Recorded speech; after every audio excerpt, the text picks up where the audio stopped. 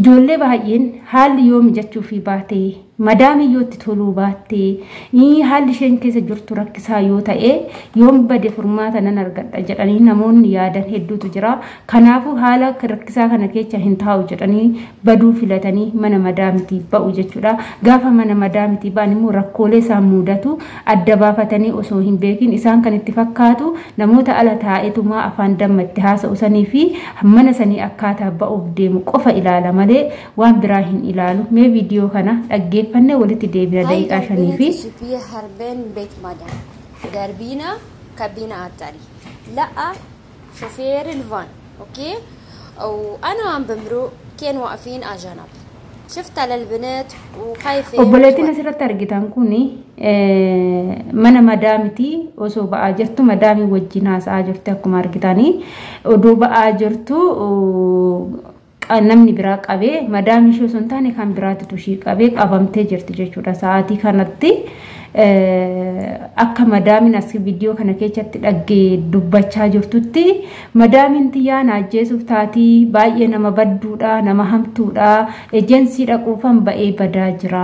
jecha jedhuudha jechuudha. Jechi isheen madaamin dubbachaa jirtu egaa kaa'u mucayyoon immoo hin dubbattu zuma jettee teechi kan dubbachaa jiru madaamidha jechuudha. Yeroo ammaa kana keessatti ijoolleen keenya rakkoolee adda addaatu irra ga'aa jira. Nutillee baay'ee yoo kana arginu mataan wajjin nu dhukkubaa jira jechuudha. Nagaalee hin daganne ashama harka fuunee kabajamtootaa fi daawwattoota hordoftoota walee nageenyi koo kan jaalalaa fi kabajaa bakkaa fi lafa jirtanitti isiniif haa baay'atu. Anis obboleettiin keessan bakkaa fi haala lafa jirutti waaqayyoof galannaa ga'u nagaa fayyaa kuutidha. Isinis akka nagaa fayyaa naaf taatanii waaqayyo irraa abdii guddaan qaba isiniin jechuu jaaladha. Egaa ka haalli nuti keessa jirru haala baay'ee mijataa hin taane yeroo hundumaa kan jiran gola ormaa keessatti. Warroonni mana kanaaf haarawaa taatan immoo subscribe, like, share, comment gochuudhaan na jabeechaa isiniin jechuu jaaladha. Viidiyoo kana keessatti wanti inni ibsu jechuudha. Namoonni baay'een yoom badee furmaata nan argadha madaami hamtuu tanarraa adda nan ba'a akkasumas immoo natsaannatii argadhee nan hojjedha jedhanii karoorsu jechuudha. Baay'een keenya akkasitti karoorsina garuu immoo akka nu yaadne mana sanii baane faallaa ta'e nutti dhufuu danda'a jechuudha. Gaafa mana arabaatii baatu tokkoffaa irratti akka baateen dalagaa dhabuutu jira. Lammaffaa immoo kan yoo achi baate madaamii san caala simiitutu si qunnamuu danda'a. Akkasumas immoo gaafa dalagaa dhaabdee teechi agabuu ta'uutu jira.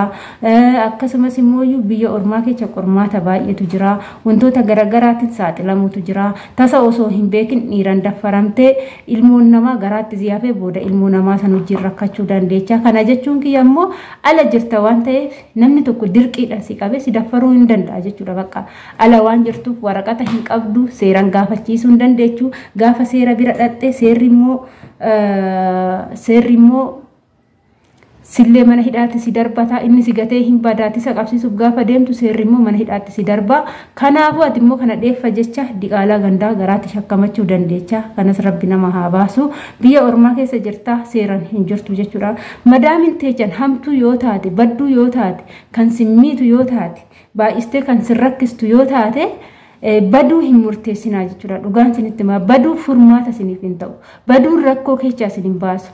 Baduun waan sammuu keessan boqate isinitti fakkaatan lakki sirii cinqiitti isin gata jechuudha. Akkamitti jettanii na gaafachuu dandeechu. Gaafa mana arabaatii baatan rakkoo gurguddaa sin mudata.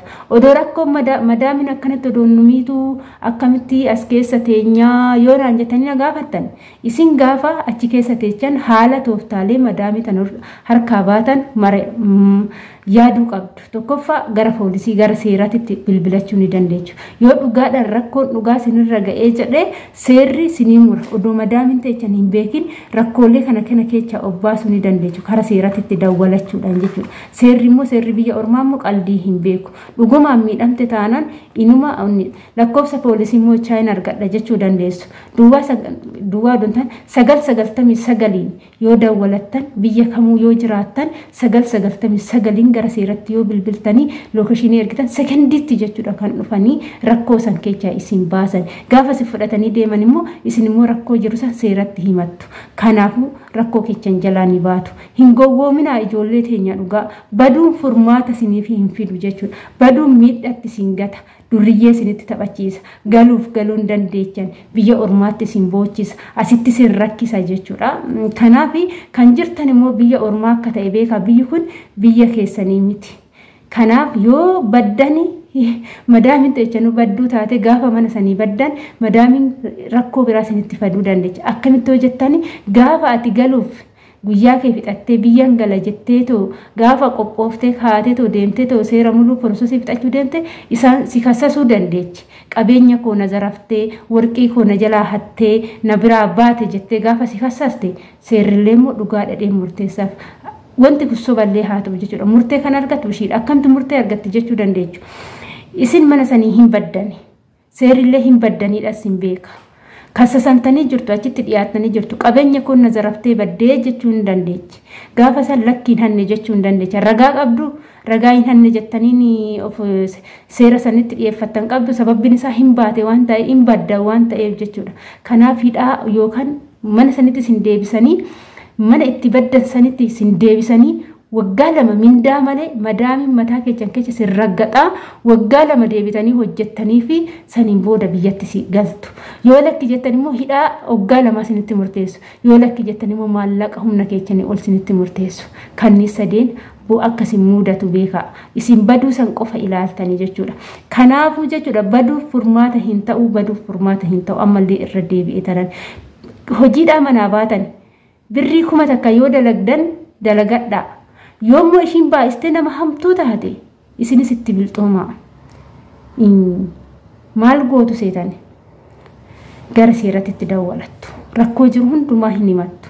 Gaafa san seerri isiniif farada jechuudha. Isin odoon durfamin isin dursuu yaalaa jechuudha. Yoo madaamin ta'echaan badduu baay'ee badduu taate isiniin jedha kabajamtoota kiyyaa. Kanaafuu amma obboleettiin keenya kun qabamtee jirti kan qabe garuu nama biraati ishii miti. Ishiin immoo gaafa dhuftetti immoo rakkoo biraa irraan gahuu dandeessu jechuudha. Kanaafuu rakkooleen akkanaa odoo isin hin mudatiin waan hin taane hin murteeffatinaadha.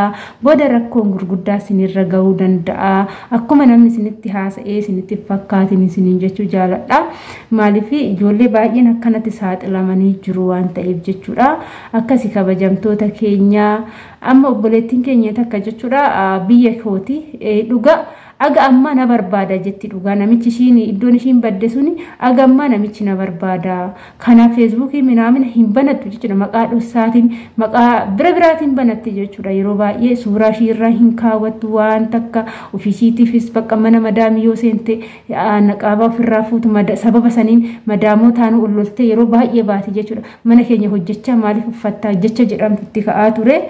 Dhugaa baay'ee ulfaata mana tokkotti ka arabdoonni maqaatu araba maqaatu musliima malee isaan haraamii fi halaaliidha adda baasanii hin beekanii. Kanaaf isin jechuu jaaladha obboloota koo waaqayyo isin haa dandeechisu isin faana yaa ta'u waan gootan ilaalladhaa isin jedha. Hanga viidiyoo biraatti walitti deemnutti immoo turtiin keessan turtii gaarii haa ta'u yoon badii qabaadhe na gorfadhaa isin jedha. Hanga viidiyoo biraatti walitti deemtu bye bye.